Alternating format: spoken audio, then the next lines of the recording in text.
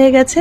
And বাবা একদম কোনো ভয় ছাড়াই কিন্তু ভীষণ এনজয় করেছিলেন।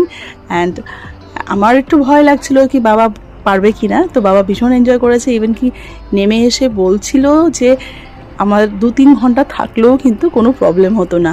তো যাই হোক, বাবা ভীষণ এনজয় করেছে। কিন্তু ছেলে একটু ভয় পাচ্ছিল বটে, ছেলের থেকে বেশি আমি ভয় পাচ্ছিলাম, বিকজ আমি কিন্তু এটা এর আগে করেছিলাম গোয়ায় যখন গিয়েছি। এটা কিন্তু একদম ভয় লাগে না, আপনারা অবশ্যই ট্রাই করবেন। অ্যান্ড অবশ্যই ট্রাই করবেন বিকজ এটা কিন্তু ভীষণ মজার একটা অ্যাক্টিভিটি। এখানে প্রত্যেকটা অ্যাক্টিভিটি কিন্তু মজার।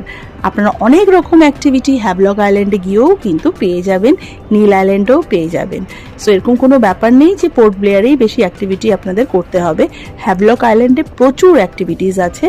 আমরা যখন এলিফ্যান্ট বিচে গেছি ওখানে কিন্তু নানান ধরনের অ্যাক্টিভিটিস ছিল, আমরা করেছিও। সেটা আগামীতে আমাদের